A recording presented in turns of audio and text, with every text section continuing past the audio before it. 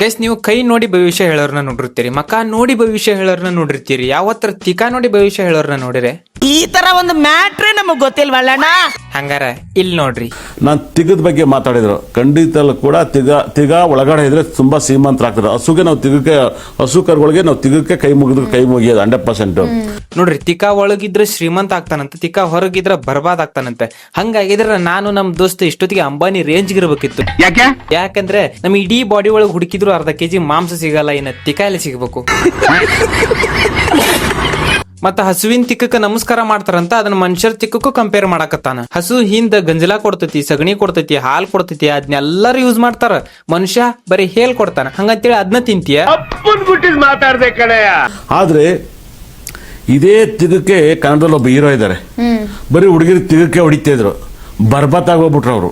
ಇವ ಯಾವ ಹೀರೋ ಬಗ್ಗೆ ಹೇಳಕತ್ತಾನಂತ ಗೊತ್ತಾಗಿರ್ಬೇಕಲ್ಲ. ಅವನವ್ ನೀವು ಆ ಹೀರೋ ಕಾಲ್ ಧೂಳ್ ಬಿಡ್ರಿ, ಆ ಹೀರೋ ಮಾಡಿರೋ ಸಾಧನೆ ಒಳಗೆ 0.001% ಏನ್ ಕಿತ್ ಗುಡ್ಡಿ ಹಾಕಿಲ್ಲ ಅಂತವ ಇಂಥವ್ರ ಬಗ್ಗೆ ಮಾತಾಡಕತ್ತಾನ. ತಿಗ ಬಂದು ಮಹಾಲಕ್ಷ್ಮಿ ವಾಸ ಮಾಡೋ ಜಾಗ. ಯಾರಿಗೂ ಗೊತ್ತ, ನನ್ ತಿಗ ಆಗಿರ್ಬೋದು, ನಿಮ್ ತಿಗ ಆಗಿರ್ಬೋದು, ಮಹಾಲಕ್ಷ್ಮಿನೇ ವಾಸ ಮಾಡೋಂಥ ಜಾಗ. ನಮ್ ತಿಕ್ಕದಾಗ ಮಹಾಲಕ್ಷ್ಮಿ ಇಲ್ಲ ಅಂತ ಗೊತ್ತು, ಹಂಗ ನಿನ್ ತಿಕ್ಕಕ್ ಬಂದಾಳೋ ಇಲ್ಲೋ. ಆದ್ರ ನಿಂಗ ಹುಚ್ಚರಾಟ ಆಡಿದ್ರೆ ಇನ್ನೊಂದ್ ಸ್ವಲ್ಪ ದಿನದಾಗ ಪೈಲ್ಸ್ ಅಂತೂ ಪಕ್ಕ ಬರ್ತೈತಿ. ಹಂಗ ಹೊಡಿತಾರ ನಿನ್ನ. ನಿಮ್ ಕುಂಡಿಗಳು ಲಕ್ಷ್ಮಿ ಹೋಲಿಕೆ ಆಗುತ್ತೆ. ಯಾವಾಗ್ಲೂ ಅಷ್ಟೇನೆ ಮಹಾಲಕ್ಷ್ಮಿ ಗಲೀಜ್ ಜಾಗದಲ್ಲಿ ಇರ್ಬೋದು. ಹೌದು, ಮಹಾಲಕ್ಷ್ಮಿ ಗಲೀಜ್ನಾಗ ಇರ್ಬೋದು. ಯಾಕಂದ್ರೆ ನೀನಂತ ಗಲೀಜ್ ಗಟರ್ ಗಬ್ಬು ಬಾಯಾಗ ದೇವ್ರ ಹೆಸರು ಹೇಳ್ದಲ್ಲ, ಮತ್ತ ಗಲೀಜ್ನಾಗ ಇರ್ಬೇಕು. ಗಂತದಲ್ಲಿ ಇದೆಯಾ, ಗಂತದಲ್ಲಿ ಜಾತಿ ಬರ್ದಿತ್ತಾ? ಅಣ್ಣ ಸೀದಾ ಗ್ರಂಥಕ್ಕೆ ಹೋಗ್ಬಿಟ್ಟ ಅವನು. ನೆಟ್ ಒಂದ್ ಗ್ರಂಥದ ಹೆಸರ ಗೊತ್ತೈತಿಲ್ಲೋ? No way. ಹೆಸರು ಬಿಡ್ರಿ, ನೆಟ್ಗೆ ಯಾವ್ದಾರ ದೇವ್ರದೊಂದು ಶ್ಲೋಕನಾರ ಗೊತ್ತೈತ ಕೇಳ್ರಿ ಅವಂಗ.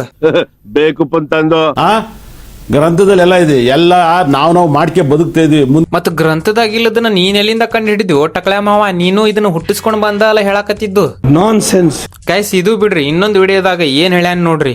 ದೇಹದಲ್ಲಿ ಸುಖ ಬಂದಾಗ, ನಿಮಗೆ ಸಂತೋಷ ಬಂದಾಗ ಮೈ ತುಂಬಾ ಹಗ್ ಮಾಡಿ ಕಿಸ್ ಮಾಡ್ತೀರಾ. ಆದ್ರೆ ಆ ಜಾಗನೂ ನೀವು ಸಂತೋಷಕ್ಕೆ ನೀವು ಬಳಸ್ಕೊಳ್ಳಿ, ಹಗ್ ಮಾಡಿ ಖುಷಿ ಪಡಿ, ನೀವು ಫೈನಾನ್ಸ್ ಡೆವಲಪ್ಮೆಂಟ್ ಆಗುತ್ತೆ. ಗೈಸ್, ಮಗ ಇವನಿಗೆ ಬೈಬಾರ್ದಂತ ಅನ್ಕೊಂಡಿದ್ದೆ, ಆದ್ರೆ ಏನ್ ಮಾಡ್ಬೇಕು, ಇವ ನಮ್ ದೇವ್ರಿಗೆ ಮಾಡ್ತೀರ ಅವಮಾನ ನೋಡಿದ್ರೆ ಮಾತುಗಳು ತಾನೇ ಬರ್ತಾವ. ನಂಗೆ ಮಾತಾಡಿದ್ಕಿಂತ ಇವನಲ್ಲಿ ಜ್ಯೋತಿಷ ಹೇಳಕ್ ಕುಂದ್ರಸ್ಯಾರಲ್ಲ, ಅವ ಅಷ್ಟೆಲ್ಲ ಚೀಪ್ ಆಗಿ ಮಾತಾಡಿದ್ರು, ಅದು ಒಂದು ಆಂಕರ್ ಹೆಣ್ಮಗಳದಾಳಂತಾನು ನೋಡ್ದಂಗ ಅಷ್ಟೆಲ್ಲಾ ಮಾತಾಡಿದ್ರು ಅವನ್ಗ ಕೆರಾಕ್ ಇಟ್ ತಗೊಂಡ್ ಹೊಡೆಯದ್ ಬಿಟ್ಟು ಇನ್ನೂ ಅವನ ಹಂತಲೇ ಇಟ್ಕೊಂಡ್ರಲ್ಲ. ಈ ಚಾನೆಲ್ನವ್ರು ನೋಡಿದ್ರೆ ನನಗೆ ಸಿಟ್ಟು ಬರತೈತಿ. ಇವಾಗ ನೀವು ತುಂಬಾ ಪ್ರೀತಿ ಮಾಡಿದ್ರೆ ಹಗ್ ಮಾಡಿ ಕಿಸ್ ಮಾಡ್ತೀರಾ, ಎಲ್ಲ ಕಡೆ ಮಾಡ್ತೀರಾ. ಆದ್ರೆ ಆ ಜಾಗದಲ್ಲಿ ಮಹಾಲಕ್ಷ್ಮಿ ಅಭಿವೃದ್ಧಿ ಆಗುತ್ತೆ. ಇಲ್ಲಿ ನೀವು ಏನಾರು ಅವ್ರನ್ನ ಆ ಜಾಗವನ್ನ ಖುಷಿ ಪಡಿಸಿದಾಗ ನಿಮ್ಗೆ ಆಶೀರ್ವಾದ ಆಗುತ್ತೆ. ಅದು ಕನ್ವರ್ಟ್ ಆಗಿ ಆಶೀರ್ವಾದ ಆಗಿ ಭಗವಂತನ ಅನುಗ್ರಹ ಆಗುತ್ತೆ. ಅಂದ್ರೆ ನೀನು ನಿಮ್ ಮನೆಯವ್ರಿಗೆ ಖುಷಿ ಪಡ್ಸಕ್ ಆಗಿಲ್ಲ ಅಂದಂಗ ಆತು. ನಿಮಗೆ ಶಾರ್ಟ್ ಅಂಡ್ ಸ್ವೀಟ್ ಆಗಿ ಹೇಳ್ಬೇಕು ಅಂತಂದ್ರೆ ನಿಮಗ್ ಬ್ಯಾಟ್ರಿ ಇದೆ, ಮೀಟರ್ ಇಲ್ಲ. ಇದರಲ್ಲಿ ನಮ್ಮ ಜಾಗದಲ್ಲಿ ದುಡ್ಡಿನ ಜಾಗ ಯಾವುದು, ಆ ಜಾಗವನ್ನ ನೀವು ಎಬ್ಬರಿಸ್ಬೇಕು, ಆಶೀರ್ವಾದ ಮಾಡಬೇಕು, ಲಕ್ ಬರುತ್ತೆ 100%. ಫಸ್ಟ್ ನಿಮ್ ಮನೆಯವ್ರದ ಆ ಜಾಗ ಖುಷಿ ಪಡಿಸಿ ನೀವು ಉದ್ದಾರ ಆಗಿ ತೋರ್ಸು, ಆಮೇಲೆ ಬೇರೆದವ್ರಿಗೆ ಹೇಳ್ತಿ ಅಂತ ಆತಮ್ಮ. ಬೇವರ್ಸಿ ನನ್ನ ಮಗನೇ. ತುಂಬ ಜನ ಹೇಳಲ್ವಾ, ಹಿಂದೆ ಒದಿಬೇಡಪ್ಪ ಅಂತ ಹೇಳಲ್ವಾ. ಹಾಗಾಗಿನೇ ಆ ಜಾಗ ಒಡೆಯೋದು, ಬಡಿಯೋದು, ಒದಿಯೋದು ಹಿಂಗೆಲ್ಲ ಮಾಡಿದ್ರೆ ನಾಳೆ ಅವ್ರ ಮನೆ ದರಿದ್ರ ಬರುತ್ತೆ. ಇವನ್ ಮನೆ ಅಕ್ಕಪಕ್ಕ ಯಾರು ಗಂಡಸರ ಇಲ್ಲ ಅಂತ ಅನ್ಸುತ್ತ. ಯಾಕಂದ್ರೆ ಇವ ನಮ್ ದೇವ್ರಗಳ ಬಗ್ಗೆ ಇಷ್ಟೆಲ್ಲ ಚೀಪ್ ಆಗಿ ಮಾತಾಡಿದ್ರು ನಾಲ್ಕು ಬಿಟ್ಟು ಓಡ್ಸೋದ್ ಬಿಟ್ಟು ಇವ್ನ್ ನೋಡ್ಕೊಂಡ್ ಕುಂತಾರಲ್ಲ, ಅದಕ್ಕ ಅಂದ್ರೆ ಆ ಜಾಗಕ್ಕೆ ಗಂಡು ಮಕ್ಳಾಗ್ಲಿ ಒದಿಬಾರ್ದು. ಕತ್ಕೊಂಡಿದ್ದ ಹೆಂಡತಿ ಆಗಿರ್ಬೋದು, ಮಕ್ಕಳಾಗಿರ್ಬೋದು, ಅಪ್ಪ ಆಗಿರ್ಬೋದು, ಒಂದು ದನಕರು ಆಗಿರ್ಬೋದು, ಒದಿಬಾರ್ದು ಆ ಜಾಗನ. ಮಹಾಲಕ್ಷ್ಮಿ ವಾಸ ಮಾಡ್ತಾರೆ.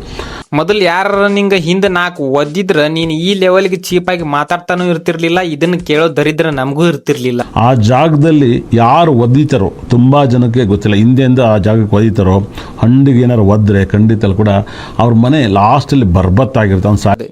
ನೀನು ಮುಂದ್ ಒಂದು ಹುಡುಗಿ ಆಂಕರ್ ಕೂತ್ಕೊಂಡಾಳ, ನೀನೊಂದು ಕ್ಯಾಮ್ರಾ ಮುಂದೆ ಮಾತಾಡಕತ್ತಿದ್ದಿ, ಅದನ್ನ ಎಲ್ಲಾರು ಟಿವಿಯಾಗ ನೋಡ್ತಾರೆ, ಸಣ್ಣ ಸಣ್ಣ ಮಕ್ಕಳು ನೋಡ್ತಾರ ಅನ್ನೋ ಕಾಮನ್ ಸೆನ್ಸ್ ಇಲ್ದಂಗ ಬಾಯಿಗೆ ಬಂದಂಗ ಎಲ್ಲ ಮಾತಾಡಕತ್ತಿದ್ದಿ.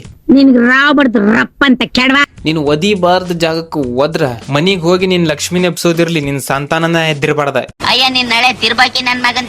ಆ ಜಾಗನ ಏನೇ ಆದ್ರೂ ಕೈ ಮಾಡಬಾರ್ದು, ಒದಿಬಾರ್ದು, ಪೂಜಿಸ್ಬೇಕು, ಗೌರವಿಸ್ಬೇಕು. ಹೆಂಗ ಇವನ್ ಯಾವನು ಮರ ಇವತ್ತು ಅದಕ್ಕೆ ಪೂಜೆನೂ ಮಾಡ್ಬೇಕಂತ. ಗುರುಜಿ, ನಂದು ಒಂದು ತಿಕ್ಕದೊಂದು ಫೋಟೋ ಕಳಿಸ್ಬಿಡ್ತೇನೆ, ಅದಕ್ಕೆ ದಿನಾನು ಉದುನ್ ಕಡ್ಡಿ ಬೆಳಗ್ಗೆ ಕೈ ಮುಗಿದು ಹೋಗ್ಬಿಡು, ಅವಾಗಾರ ಉದ್ದಾರ ಆಗ್ತೇನೆ ನೋಡೋನು.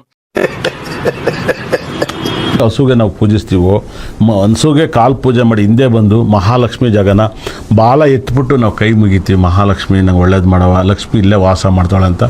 ಸೇಮ್ ಅದ ತರ ನೀನು ನಿಮ್ ಮನ್ಯಾಗ ಎಲ್ಲಾರ್ದು ಎತ್ತಿ ಎತ್ತಿ ನೋಡಿ ಕೈ ಮುಗಿ ಅವಾಗರ ಈ ತರ ಹುಚ್ಚರಾಟ ಆಡೋದ್ ಬಿಡ್ತೀಯನ. ಅನ್ಎಜುಕೇಟೆಡ್ ಬಾಡೈತವ.